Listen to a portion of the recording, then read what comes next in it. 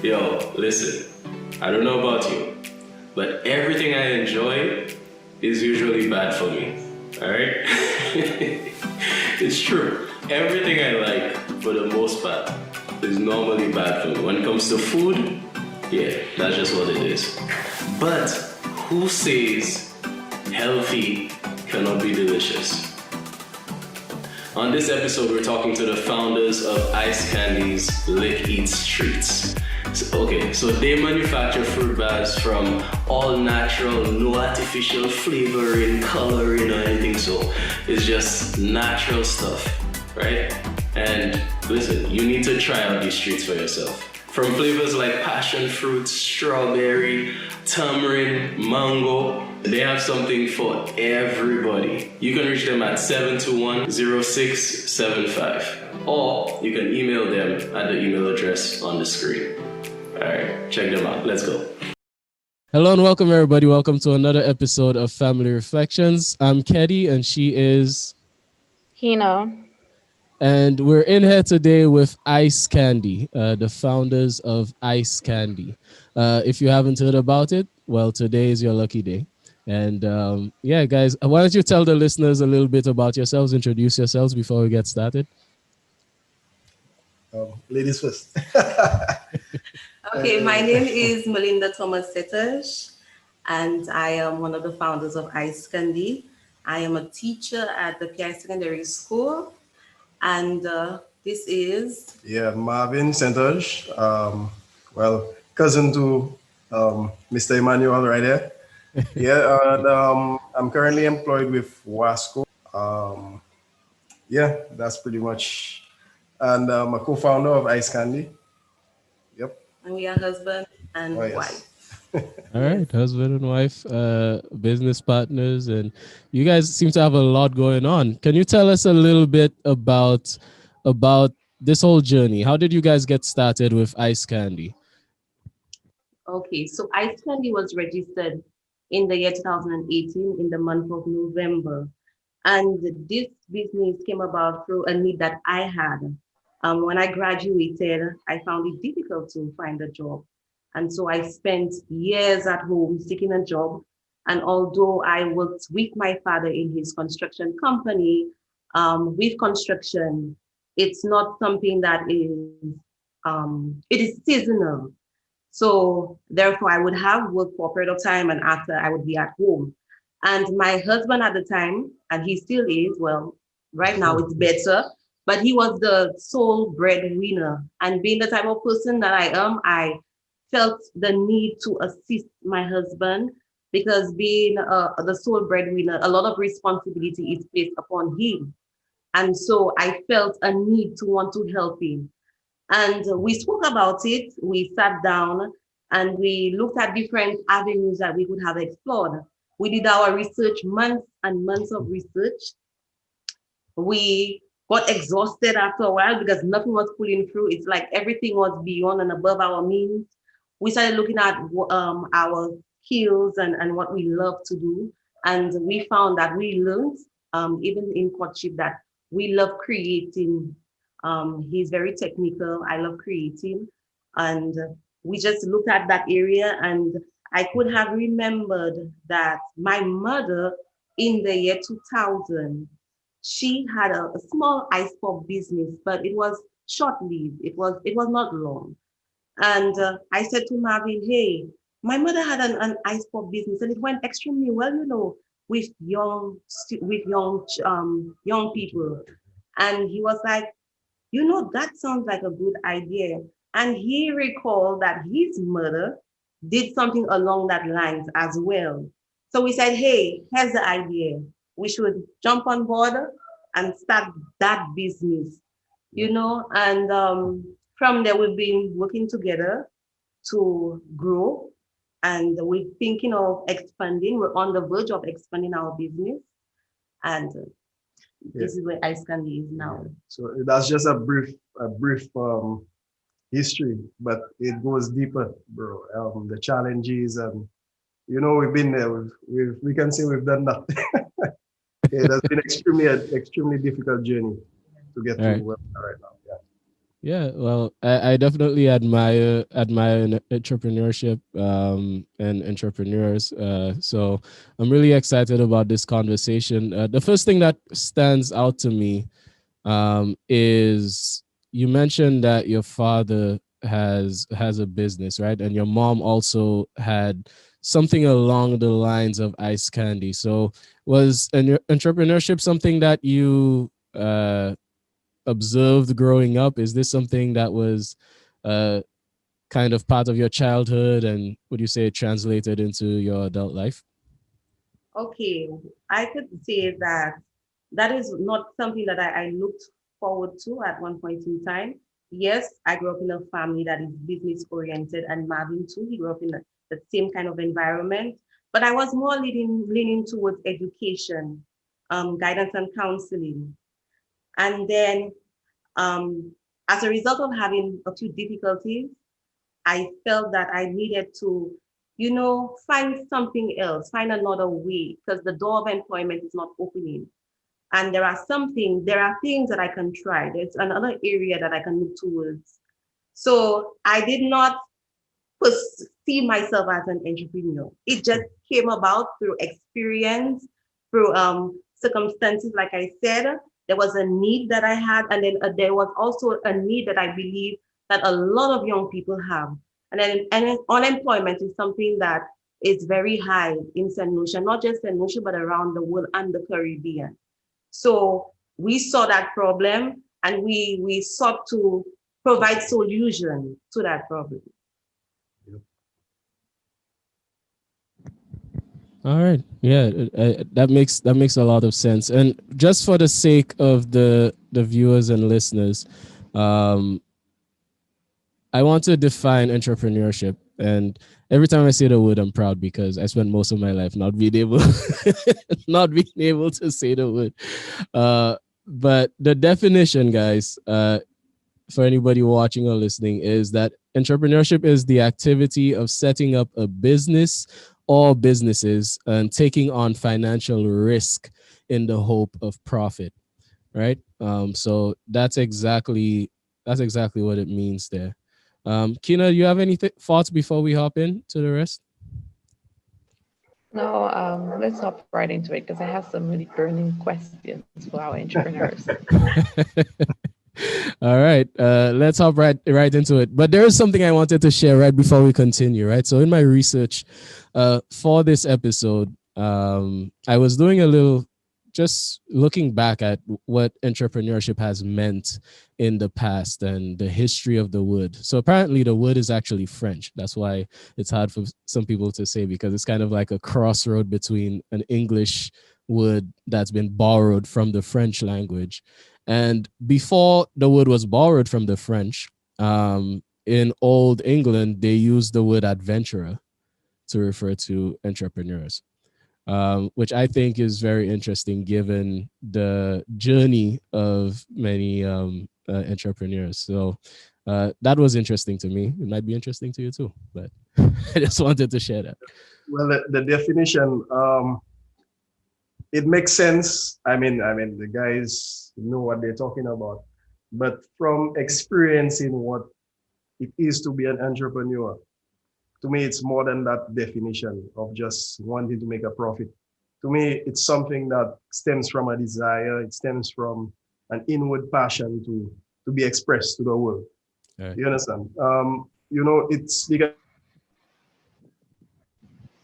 when it becomes a business, but it has to be part of your purpose. It has to be something that you want to share with the world, something that maybe you were lacking and you trying to create a solution All right. to. You understand? So it And stems it's from like most yeah, it's like most entrepreneurs, it's more of an expression of their creativity to the public. And right, like you said, that derives from a passion. right. Yeah, So it's more than absolutely. just starting a business. That's how it's more than just starting a business, more than just wanting to make a profit. All right. That's what it is. They should expand on that definition, I Mhm. believe. Because, Right. yeah, Well, I'm glad that they did say in the hope of making a profit. true, true. Right. And that is definitely right, in the hope of, because you're not guaranteed to make a You're profit. not guaranteed a profit, yes. So Right. Yeah, and that immediately makes me think about the obstacles that you mentioned, because you did mention that that was a brief introduction to how Ice Candi was started. So I'm wondering a little bit about the obstacles that you've overcome, the obstacles that you may be overcoming, and how your journey has been in that regard. Yeah. Go ahead. Or is gonna. Yeah, it's been difficult. At first, we did not have the startup capital, so we relied a lot on the little money that we had coming in. Like I was saying previously, I worked with my father for, off and on seasons, and that money I saved, and likewise he saved. So we pulled our monies together, and we tried to make it work, but it was not enough. So we went around seeking investors. At that time, I don't think that people, Nobody how took would us we say that? serious. Nobody really took us serious. Yeah. Maybe they felt that it was a joke. I'm not sure. I'm not in their mind, so I cannot really see what they were thinking at the time.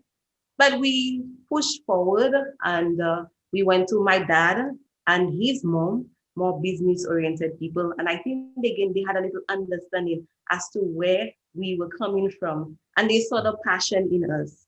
And they became angel investors. And having them contributing to some part of the financing, we still had work to do, work that was far beyond us, because we thought what we would be like, okay, we have this business and bam, we can jump into it right away. But we had so many things to consider, setting up a business plan, networking. We had to look into the different organizations available for young people to assist in starting up businesses. We had to take a few courses. We did workshops and all of that. So we did not have a lot of experience in that area. We were learning as we went along, and we learned quite a lot. So startup capital, that was one of the issues that we had, but we were soon able to overcome by selling a few of our liquids at the school. So when I was off work, I used to take a walk to Plainview Combined School and sell to the students. His mom used to have a little cooler selling to the students by the gate. And Also in Viewport as well. in Viewport, we took a walk around Viewport, and and it wasn't what it is now. Right. It was so much different back yeah. in the time. But we got reviews from a lot of people, and we were always concerned about the reaction of our customers. Right. Would they enjoy that? How are they thinking of the product? And based on the feedback that we got from people, we were able to make changes and develop our products and make it much better. So startup capital, what would you say is one of our obstacles? Another thing that came to our surprise is when we went to the health department, right? Because we thought it was like, yeah, we could just start a business and maybe do it in the house or something, but it was more than just that. Yeah. When we went to the health department, they gave us a list of requirements that we needed in terms of, the facility and all these sort of things that we needed to put into place. And here's another setback that we had, the other setback that we had in setting up a place. And her dad was extremely instrumental in getting us a place. Well, the business is now located in a 40-foot container, which was retrofitted. Since he's a contractor, he gave that to us, so Right. yeah. So we had to put in a we had lot to of put in a work lot of work. and pull in our Our resources and yeah. to make it Yeah. happen. No, I mean that's beautiful right there in how exactly you went about conquering some of those obstacles, especially the first one there about startup capital, right? Because oftentimes when people have an idea and they think of a great idea that they want to do, a lot of people I've encountered would say, "Oh, that's a man like pusa," Yeah. and then that's it. Yeah. That's where a lot of great ideas go to die, you know. And Oh yes, we actually got to that point. We don't have the money. How do we get? Because when we are actually online looking for, okay, we doing it at the house now. We started, with our freezers. We purchased 2 freezers, And oh yeah, we forgot about that. Yes. Yeah, we purchased 2 freezers to get started now. You know, with the popsicles, every 4 hours we would have to be going into the freezers to try to stick the things. You know, it was how would they say the Stone Age process before we had the machine. Right. You know, so that's how we got started with our sampling and everything. You know, we used to have to wake up sometimes midnight to get the stuff going and 1 o'clock in the 1 o'clock in the morning, morning and up goes until 4 o'clock in the morning. yeah, Yeah. blending, trying different recipes and all that sort of stuff just to get going. So that was one of the we never want to go back there. Yeah, that's one of the obstacles. Yeah. So yeah man. And then going online, looking at the machinery. Okay, we have no money for that. Yes. How do we get the money? You know, so we went to God, we started praying about it. And we don't know, things just started working out. Like you can call it a miracle, but the money started coming in. I mean, we did little jobs on our side. We Side even jobs, did yeah. taxi at one point in Yes. time. We did taxi at we one point in time to yeah, get yeah. some money. Yes. Oh yeah, we did taxi, and you know I'm a musician. I play gigs as well. Right. All these little funds we pulled in from these resources, and you know we inputted them into the business as well. So finally, we got to a point now, which was another obstacle where, all right, things were not working out. The business, it wasn't too of a great idea now because of the feedback we got from family, friends, and even some people that we went to for funding. It's like they didn't take us too serious, right? So at one point in time, we were in our room and we were like, all right, we have the funds now to purchase the machinery. What should we do? Should we continue or should we just finish with that? And we have the funds now, you know.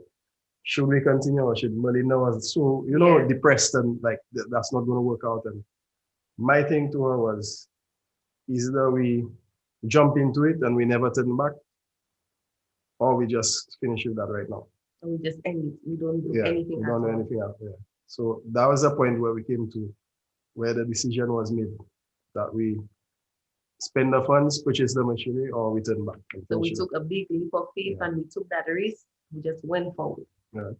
And still at that point, purchasing the machinery still had no place at the time yet. Yes. So we had a separate room in the house. When the machine got here, we started producing. We had to organize the place a little bit. Still, we could not go to the market as well because of the place we were at.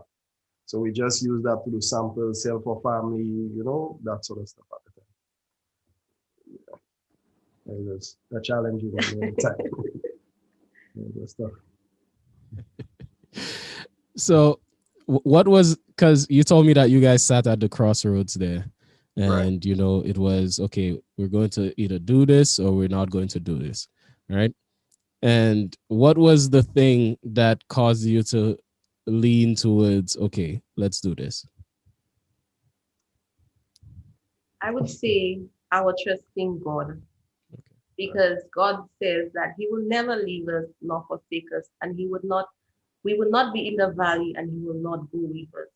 And we just dwelled on that word. And in that state, you know, I felt that I would have done a disservice to myself, being that we had set up a goal for that business, which was to create employment for young people. And I felt like if we did not do that, we were just giving up. We would become failures, and I would not be able to assist my husband. And there we would go again in that same circle, going back and forth, not achieving. So I felt a big weight on my shoulder, in that I felt I had a responsibility towards my husband to assist. And we had a responsibility towards young people who were in similar situations to us. Like I said, unemployment is an issue. And so had I not done that and had we had not taken the step forward, I don't think we would have ever gotten this far. Yeah. because to me it was like we had gotten to a point where we had gone so far, and we got mixed reviews at a point in time. Like, you know, you're at one point where we actually got some great reviews. I remember there was a junior Creole activity in Viewport at the recreational park. Yeah. And we went around, you know, just selling the product, the sample product at the time. And the reviews we got were like surprising. We were not expecting that. You know, that was our final thing. If it didn't work that time, we'll just finish it up. Yeah. So the reviews we got were 200%. Let's say call it 1,000%. No one gave any bad reviews. So we knew at that point in time we were onto something. So, you know, and then we still didn't have a name for the product at the time. So, yeah.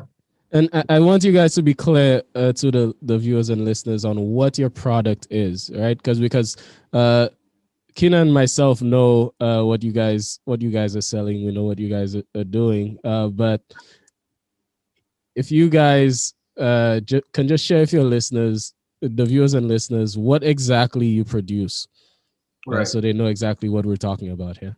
Okay, so we produce 100% made with real fruit bars. We refrain from using the name Popsicle, because Popsicle is a brand, right? Hence why we stay away from Popsicle, right? Because we can get sued for that.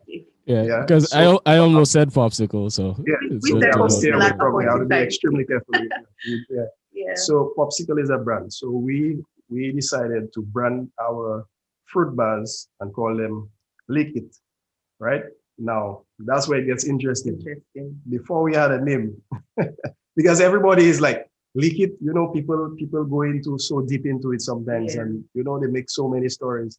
But why is that name and why not? But we know the history behind the name, right? And it actually catches on because it's actually what you do with the product, right? You could either lick or consume it by biting it because of the texture and everything. The name is everything the product is, right? A brief history on the name. While during the time when the sampling, the blends were being made and all that sort of stuff, our first son at the time, MJ, right?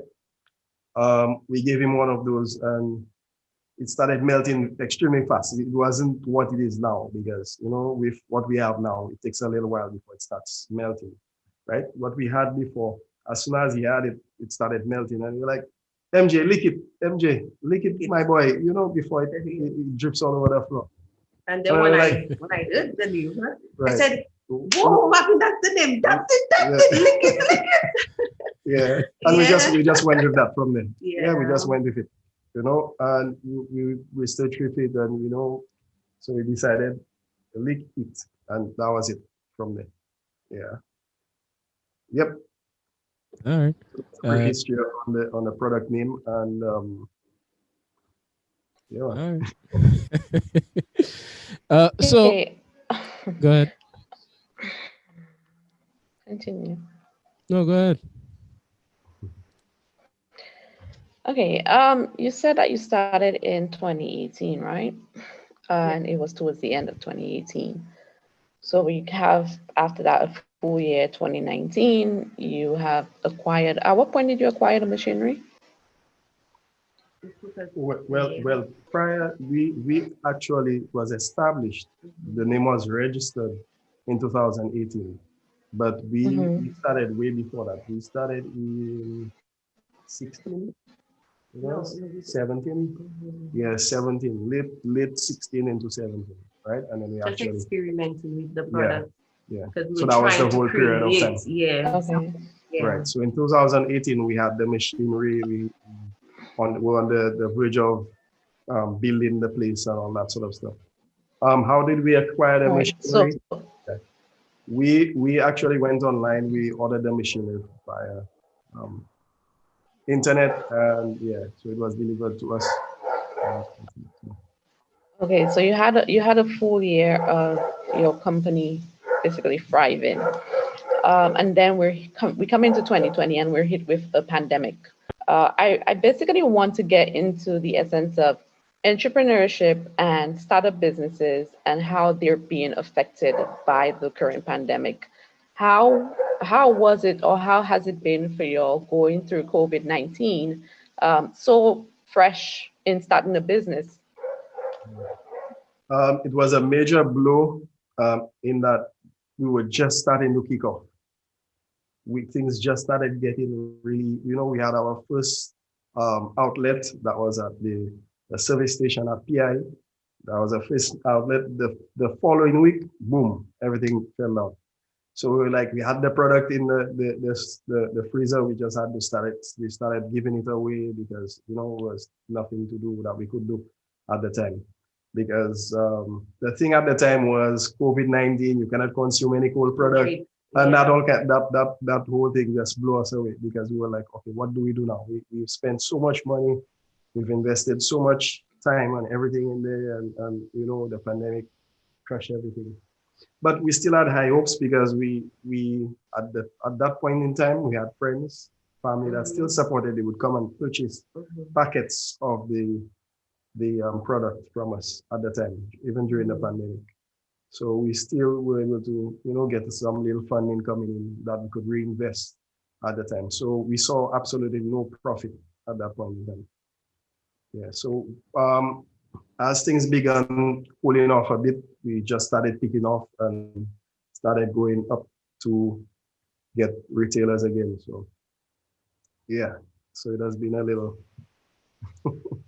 tough. So coming out of that, have you all had any pivoting? Have you all had to do any pivoting in terms of a new trend, or probably remarketing or something with your product in terms of actually not having to give, trying to still access the market of consumers? Yeah, actually, to me, we did some, we started advertising more. We made a couple ads, right? And we just kicked off again. It wasn't something where we were so established that we had employees working for us and that sort of stuff already that we had to stop operations. It was not so. So we kind of, we felt a bit blessed in a sense that we had not gone that far where we had to pull back. So it was like we were just starting off, and we could have just pick up from there and continue. So we started advertising, going to the retailers, and we were surprised at the responses. They were with open arms. Our first major outlet was Family Food Mart, and they embraced us, and we started with them, and then it just went uphill from there. Yes. Yep. Are there any special requirements that you need to meet before you can get distributed by someone like that? Yeah, definitely. Well, your health licenses for one. The facility. Well, that comes with the health department coming in to inspect your facility, seeing the manner in which you produce the product and that sort of stuff. As long as you meet these requirements, you're free to go. Yep. Okay. Yeah. So the other question on my mind, Kino, were you about to say something there? Okay. So the other question on my mind, the other question on my mind is a little bit more about balance. I know, both of you guys are working. There seem to be all these multiple threads pulling for your attention, right? I know you have children. I know you have work. I know you have you have each other, right? You have to make time for your relationship. So there are all these multiple things that you have pulling at you at the same time. How have you managed to balance all these things and maintain balance as you pursue this venture? Balancing is not easy, my brother. Balancing. We can say that we have a very strong support system. That's right. Yeah. And whenever we need help, we can rely on our relatives. They're always there for us. And we also have our church family who have been supporting us as well. We take time to do some self-care together. We take our little walks on the beach sometimes. We socialize with friends. He's a musician, so I get invited to his activities. That helps us, release some of the stress that we have. And what else have we been doing to balance everything off? Prayer, I would say, prayer, most important thing, because I believe that God is the source of everything. And so we never leave home without praying. Everything we just go to God. We pray about it. Right. And that has helped us balance. Yeah, because when you get with so much going on, I do more than just the music. I'm a technical person. Work is one, and then I also service computers and CCTV and all that sort of stuff for people. So at times it gets really demanding on me. At one point, it was so hectic that my wife was like, "But Marvin, you're never home. You need to spend time with us. You get home late. As soon as you come from work, you have to go to a gig or you have to go do something, So I had to find some point where I had to, break off some things or I started scheduling my activities, and it has been a challenge to let go of certain stuff, otherwise these things would have brought in some income. So, there's a point in your life where you have to let go of certain things to grow, and I thought that maybe letting go of these things would probably, put a dent in our wallet. And then, but actually, God opened up different other doors that, started working out for us. So you just have to let go and let God as Marvin said, So and things happen so perfectly whilst trying to grow this business. Remember, I said that I was not employed, and then I worked with my dad, but then one season I would have work, and then I'll be home. And this business, it helped me develop myself. I had to now put myself out there and market things that I never thought that I could have done. And like I recall you asking me the question of entrepreneurship. You asked whether I knew from the start that is what I wanted to do. I never knew that I had that potential within me. I never knew that I had these qualities, and it brought it out. And I found myself sitting in business rooms. I found myself speaking to officials and people that I never thought I could have spoken to and open up myself to. And I did that. And then from there, the door started opening. I found employment. I started working at Binfield Comprehensive Secondary School. And from there, I went to Ange, receiving good recommendations. I'm now at PI Secondary School. So the door of opportunity has opened for me. So entrepreneurship is something that pushes you. It is something that helps you to develop yourself. If you have a few weaknesses in areas where you feel that you struggle or you are inadequate, it helps you develop that. And I thank God that, sometimes we have a few setbacks, but it is just Him directing us to where He wants us to go and what He wants us to do. So right now, I am now employed, and then we are trying to balance, this business. We're not going to end.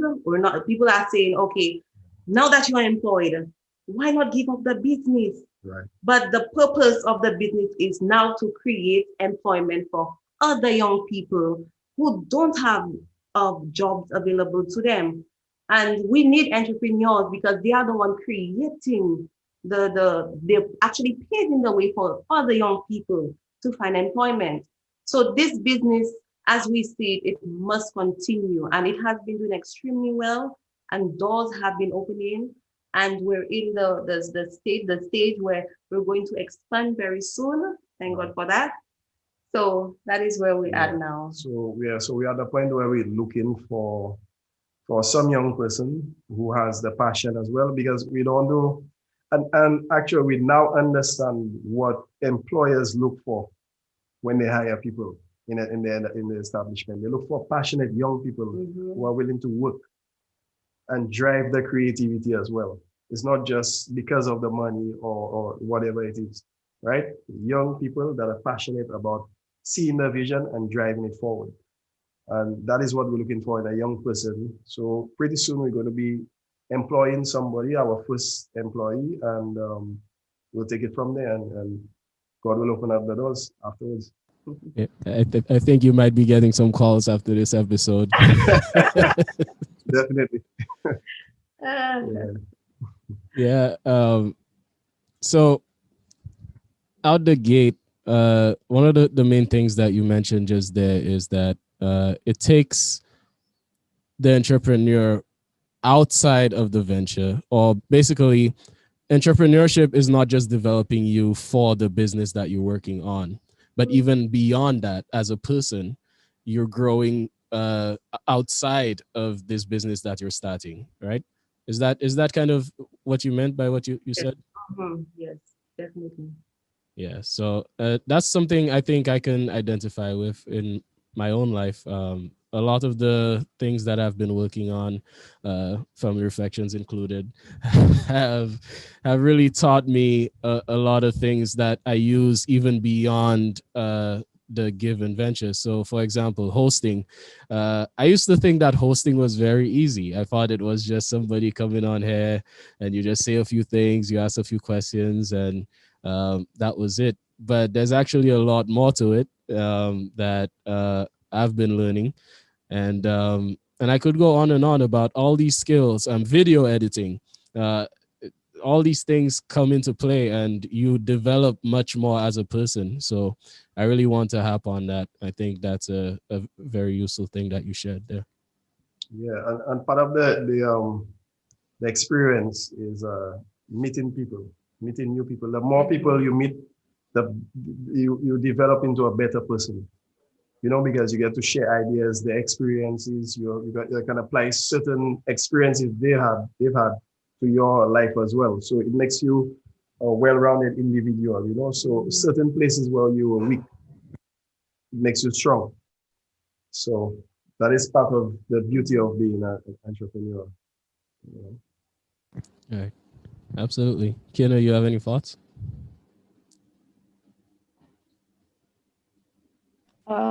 I want to shift gears in looking at the whole entrepreneurial industry and the many blows right now, again with the pandemic.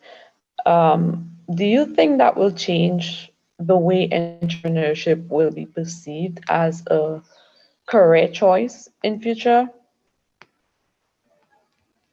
Um, it may, well, we cannot predict with what's happening now. We cannot pinpoint and predict what exactly is going to happen. But Well, we're we're from we're looking at the looking at the blows. We're looking at the constant setbacks, especially with startup businesses like yours, and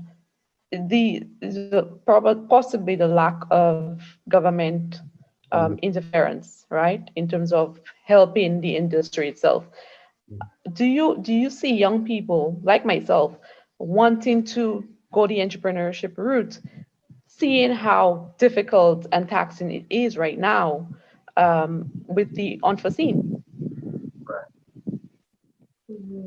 that's what entrepreneurship is, for one. Not foreseeing the future and just jumping into it because you have the passion for it. However,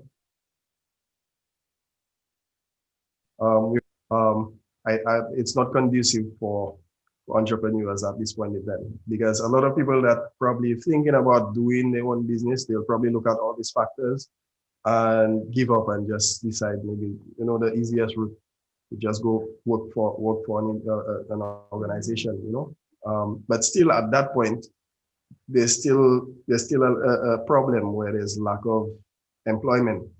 So then you find a lot of young people maybe just leaning back, deciding to stay home, and you fall into the pit where you decide to stay home and you get comfortable, you get complacent, there's no jobs around. I want to start my own business, but there's no funding, how do I start? So you get discouraged and you decide to just give up.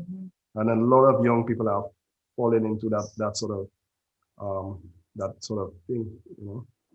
But now I'm seeing a different pattern. A lot of young people are expressing that they want to become entrepreneurs, but they do not fully understand what they're going to jump into. And we are part of different, how would we say, we are part of different groups. And we liaise with young people and we try to encourage them, we try to have them to do their own research. It's just not about jumping into a business. You have to do your market research. You have to know what the economy is like right now. Is your business idea going to pull through? Is there an opportunity for you? Are you targeting the right customers? So all of these things come into play. It is possible. I would not look at it from a pessimistic point of view. There is hope. There is hope. I don't think that we should just leave it as that and say, yes, there's COVID-19 and we should just end it right there. We should not give up because greatness is achieved in struggle.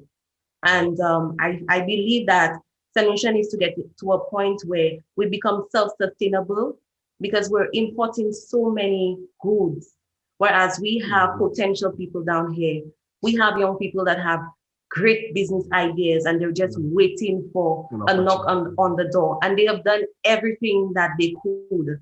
And like we have been mentioning, startup capital is something that can pose as an obstacle to them. But regardless, you as an entrepreneur, having the passion for it, you just have the motive to just go forward, to move on, to try, to not stop. And entrepreneurship is something that I believe anybody can get into it, but it is not for everyone. We have the perception that we can do everything that somebody else does. So everybody wants to become a doctor. Everybody wants to become a teacher. Everybody wants to become a pastor, whatever, but it might not be for you.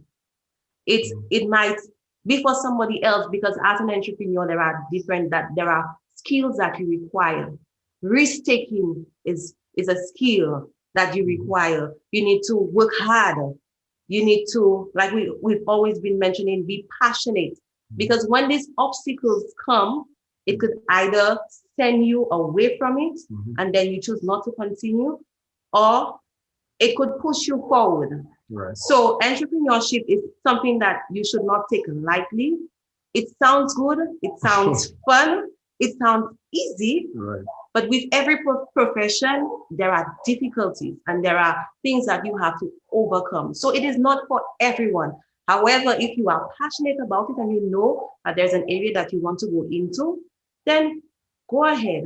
Yeah. But just know that you will find obstacles, but there's nothing that you cannot overcome. Like we have been saying, network, speak to people, do your research, go to the government website and find out information from them.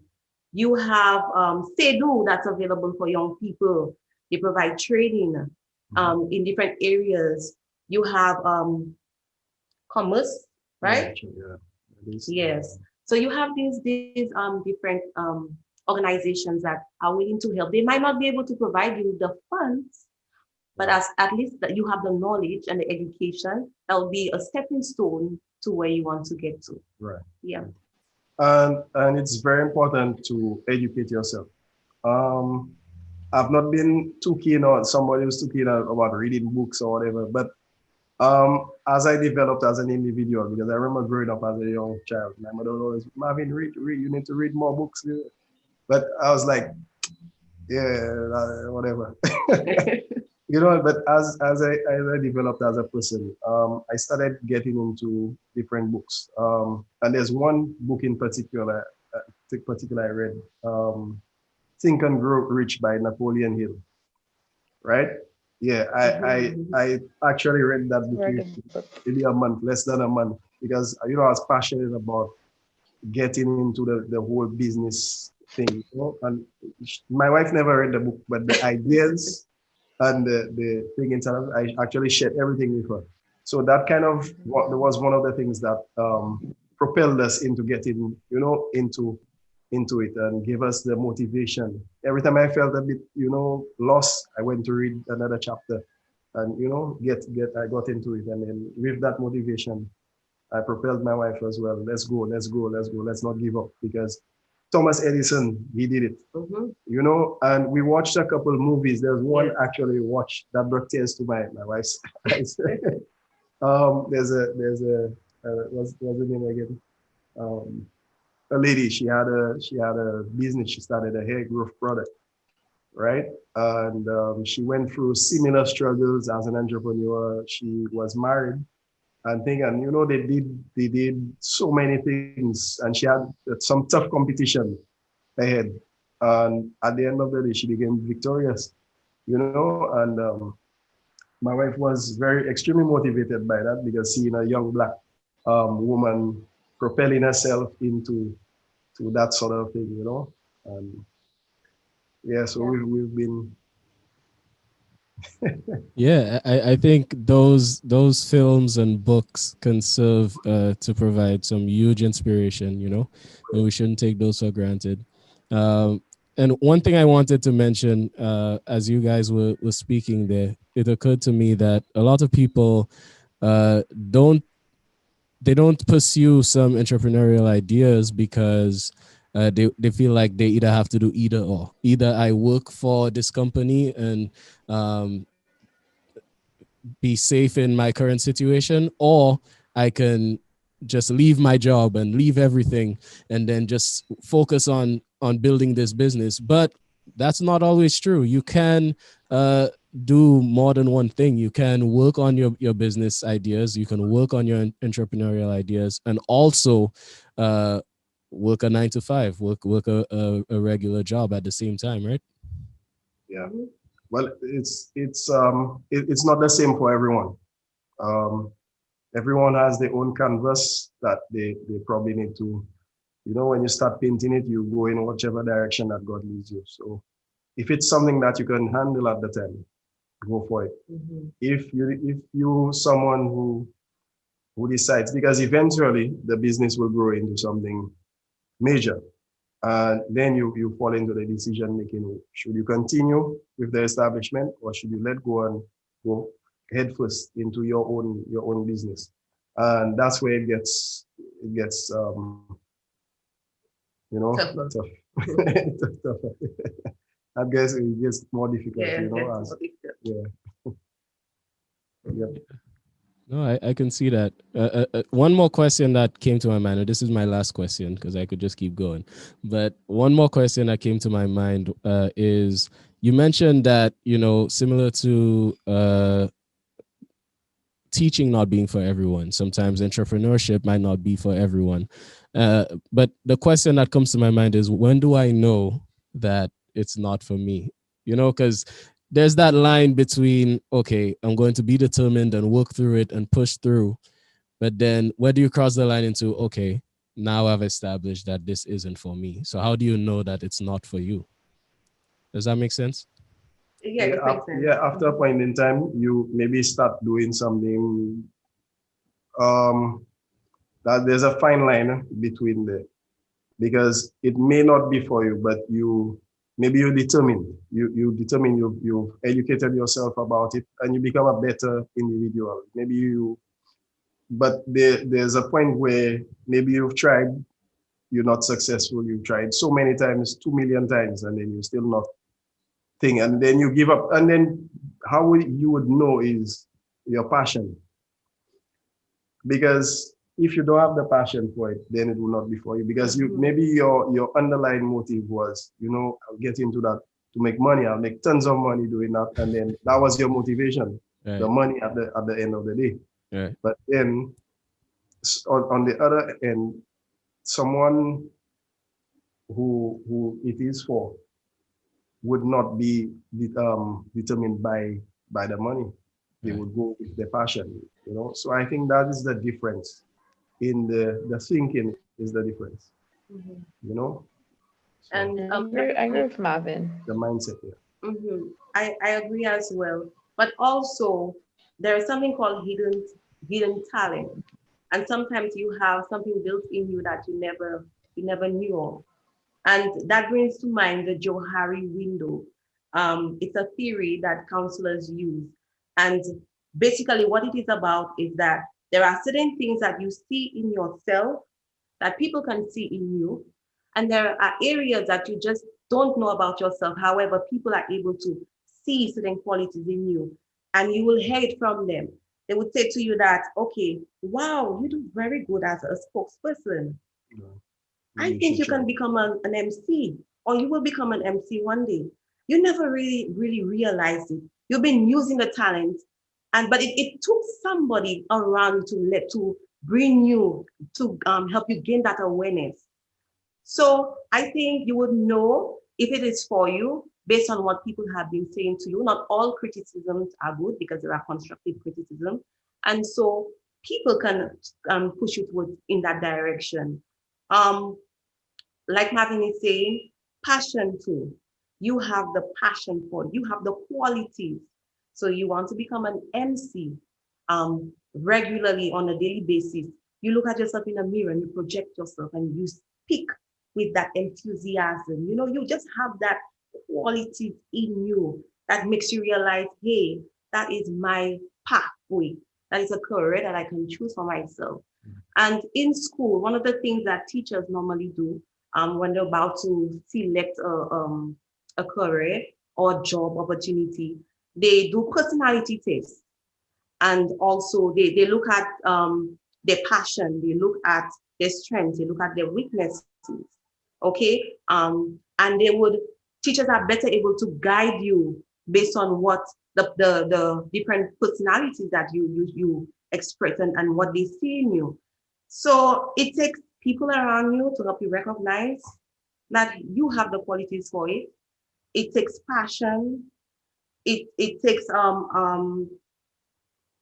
knowledge as well. Knowledge is a big part of it too.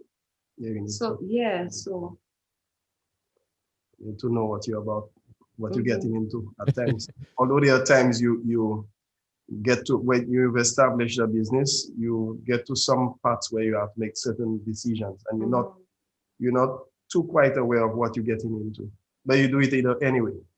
Okay. You understand? Because there are times it doesn't have to try. It's either two things may happen: you succeed or you fail. Yeah. And failing is even more successful than being successful. If you get what I mean. Yeah, The more because you fail, the more you become to see what Yeah. you've done wrong and what you can improve on. Yeah. And failing is the solution to success. Yeah. So that is what I'll tell all young people, that the more you fail, the better for you. You try different things, you try different options, see what works, see what people don't like, see what they enjoy. And through that, you get to know how to develop your product and yourself as well. Yeah. So it is okay to fail. It was okay to fail. It is okay to fall down and to get up. And that's one of the things that young people don't hear a lot. Right. We live in a society where you have to be perfect. You have to have things organized, and you have to be how society wants you to be. But it's okay, because great things come under pressure. Great things come with struggle. So it's okay to fail. Absolutely. As long as you're on the right path, that's what it is. Yes. Set yourself on the right path, and there'll be shortcomings along the way. Yes. But you're on the right path. I'll have to go back to watch this episode when I need some motivation. Yeah, man. Those are some very well said facts, and I'll be taking some of these myself and running with them. Yeah. Kina, do you have anything else for the viewers or listeners, or for Marvin and Melinda? I think they've put everything perfectly. And I completely agree with Marvin when he said about having the passion, and passion, then you know it's not for you, because when you have a passion to do something, especially when it comes to entrepreneurship, you may not succeed right away, but because of that passion, you will keep trying and keep trying and keep trying. But somebody who's in it for the money will give up overnight because they want it right away and they're not getting the result. So yeah, passion has a lot to do with entrepreneurship. Yep. And I think some of that also is personality as well, right? Because I'll tell you guys a little bit about myself. When I start working on ventures, I have ideas and I start working on things. My gut instinct is, oh yeah, this should work. Everything should be done already. You expected to see all the success immediately. Like you want the success right now. And I have to stop myself and say, okay, hold on. You know, just some things take time, you have to put in the work. You have to really ride the wave out sometimes to see the efforts pay off, And so if you're like me and you're watching this, yeah, hang in there. Take some time. Yeah, slow down a little bit, you know? But you also must be willing to work at it. Okay, you must all Right. willing to sacrifice a lot and Right. put a lot of your own finances and other material stuff into the business. You cannot want Right. to be go out of a business and not want to put in any investment and just think government will hand you the money or Right. Yeah. SLDP or any of these other agencies will just give you the money Right. to start up. You have to be willing to take that risk on yourself. Right. Absolutely. And I think the risk in and of itself is often the incentive as well, because now that you've put up this money and you've put up this time, it's an incentive to work and make sure it pays off, Mm-hmm. Right. versus you just receiving a check from somebody and saying, okay, That's what you I'm know, saying, bro. You know what burns your passion? If you get everything one time. Like say you started off a business and you need $10,000 to start, and it was just handed to you. right, Yeah. At that point in time, that is, it was handed to you. You lose all motivation and desire that you had for Mm-hmm. that business because you got it so easy that yeah, I got it easy that you know whatever. You understand? I can get right, it. So you become comfortable. When you work towards it and you get a little 500 there, a little 500 here, it builds your stamina, if that's a word I should be using. It builds your motivation, your enthusiasm to get to the next step. Because with doing any business, you get to a point, then there's a period of you get to a plateau. You in a desert, you don't know where to go again. Then you get a little, so it's like an adrenaline rush. Every time yeah, you get the little 500, you motivated to push and push. And then whereas you just get it one time and then there's no thing. You just get the high right away. And then when the high dies off, right, you're done. You're done for. So, yeah. And that's applicable to so many things in life, right? oh yeah. Yeah. So I think that's a good point. Unless anybody has anything else, I think we can shut the door. Um, Folks, if you're watching this, I'm not asking you, I'm telling you. You have to check out Lick Eats. You have to check out Ice Candi. You have to make sure that you support them. Head over to their page, like it, share it. Do everything you can to make sure that people hear about this fledgling business. And yeah, we'll be in here again on. Y'all know I always have to check the date for y'all, even though I should do it way in advance. We'll be in here again on the 18th. All right. So see you soon. Marvin and Melinda, Eminem. Thank Yeah, we could have gone there that way. If people need to get to us, they could use the Instagram, Facebook platform, right? Our telephone number is 721-0675. I'll repeat it, 721-0675, and Facebook, Ice Candi 758, also at Instagram as well. So this is where you could get us and contact us, make your orders as well. And then another thing we strive for, because of the whole economic situation and the way that people live in, there's a lot of fast food around, and we strive for healthy living, healthy eating. So that is where our slogan comes from as well. Deliciously healthy. So we push to. Wonderful. So thank you for having us. Deliciously healthy. Deliciously I like healthy. that. Yeah, man. I like that. Yeah, thank you for joining us. I think I really had a good time. Oh yeah, definitely, Yes, definitely. All right, viewers and listeners, thank you for joining us. We'll see you on the 18th. Bye for now. Bye.